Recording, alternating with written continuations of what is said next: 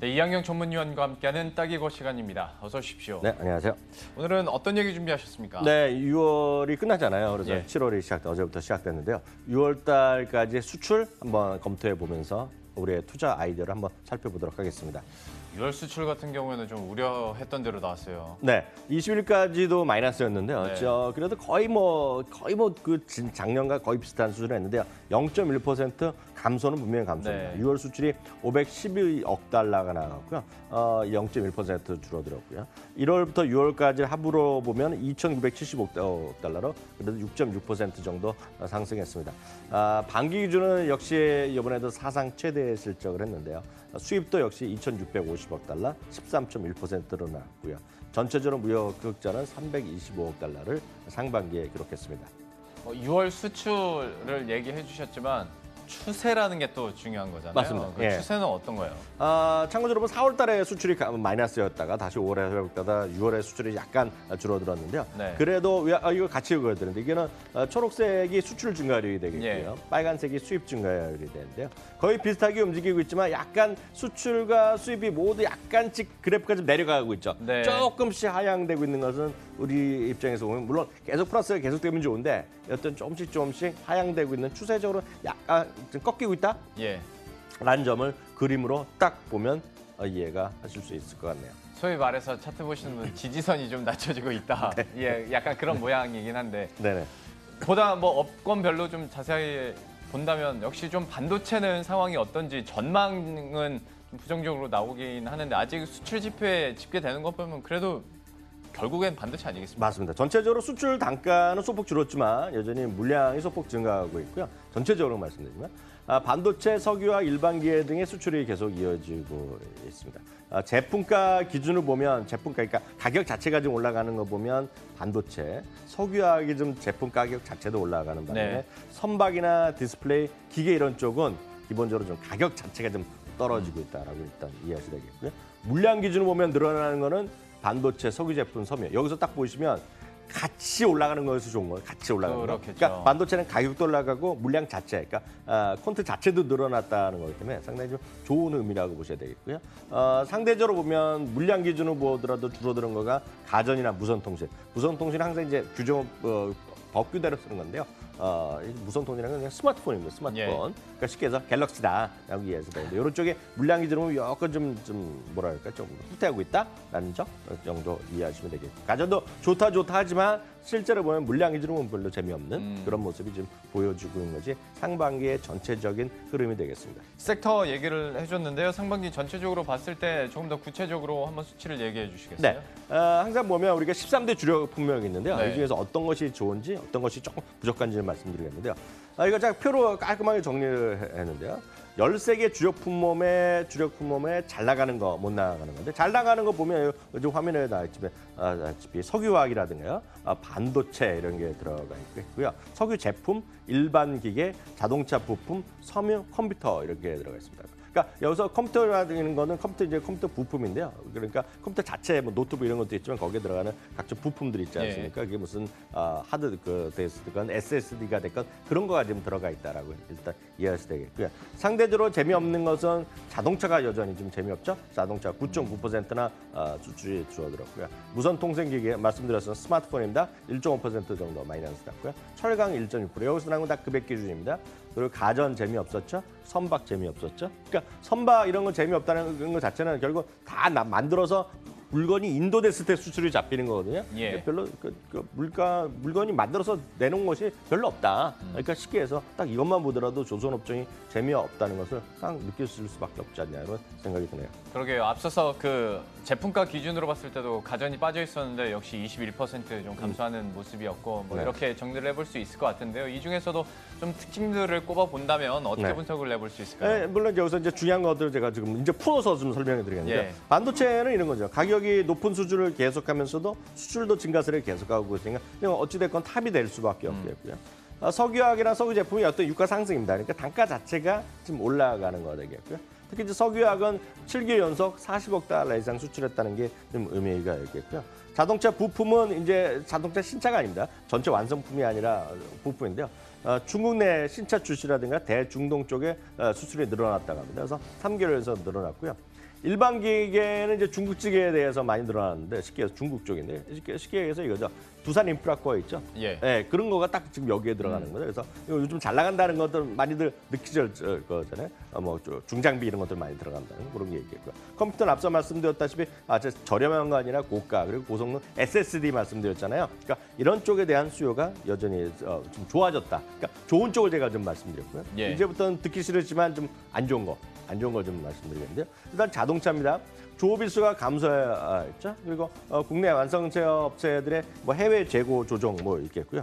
수출이 전년 동기 대비 9.9%나 감소했고요. 특히 2월 이후에는 5개월 연속 감소하고 있습니다. 그래서 이게 보시면 자동차 뉴스 보면 엄청 잘 된다 얘기하는데 네. 잘 되는 거 하나도 없습니다. 그러게요. 그러니까 우리는 늘 말씀드린 숫자로 얘기하자는 거잖아요.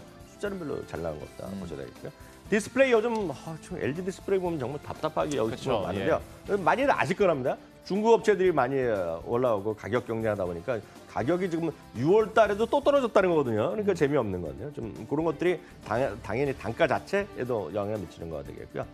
가전제품도 말이 많아요. 가전제품 그래서 월드컵이다.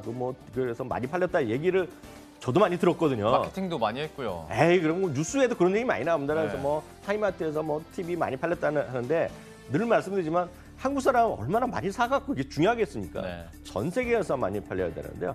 어찌됐건 가전제품이 지금 26.6% 감소했네 지금요. 감소하는 건 뭐 팩트 자체죠 지금요. 예. 이건 제가 한 것이 아니라 이제 우리나라 통계청에서 딱 나오는 거거든요. 지금이거든요. 그러니까 뭐 사실이 되겠고요. 철강은 단가가 소폭 올라갔지만 전년 동기 작년 워낙 좋았기 때문에 작년 오히려 기저 효과 아니라 기고 효과라는 거 말이 있을지 모르겠지만 그런 것들이 오히려 좀 재미없었다라고 일단 이해하셔야 되겠습니다. 근데 저는 이 표와 그 앞선 표 폭로별 수출 증가 요인과 감소 요인 보면서 급 좀 다운된 게요. 네. 뭐 석유 제품이나 석유화학은 국제유가 연동되니까 당연히 뭐 네. 크게 올라갈 수는 있는데 네. 앞에 반도체 빼고는 지금 보시는 이런 반도체 빼고는 우리가 지금까지 수출 주력 품목이라고 얘기하는 건 네. 여기에 있었으면 좋겠는데 이 표가 아니라 감소 요인에 있다 보니까 그러니까요. 반도체 빼면 또 수출이 영 좀 그렇겠는데. 이런 말씀 드릴 때마다 상당히 곤혹스럽습니다. 뭐 제가 무슨 삼성전자 다니는 것도 아니고 네. SK하이닉스도 전혀 다니고 제가 주식 한 주도 없거든요. 지금 네. 대한민국 주식 한 주도 없어요. 제가 누차 말씀드리지만 그게 오해받으려 하고 싶지도 않고 예. 제가 뭐 주식을 좋고 안 좋고 나서 한 주도 없다고 제가 다시 한번 펀드도 없고 아무것도 없는데요. 네. 그래서 오해받을 마음이 하나도 없는데 문제는 좋으면 좋다고 얘기하고 나쁘면 나쁘다고 얘기할 뿐 아닙니까? 제가 늘 말씀드리지만 삼성전자나 SK하이닉스가 대한민국 전체 상방 1분기 이익의 46.4%. 네. 그 두 개 빼면 이익이 15% 정도 마이너스라는 게 대한민국의 현주소인데요. 네. 수출 보더라도 이렇게 나오네요. 수출. 그러게요. 네, 딱 보시면요.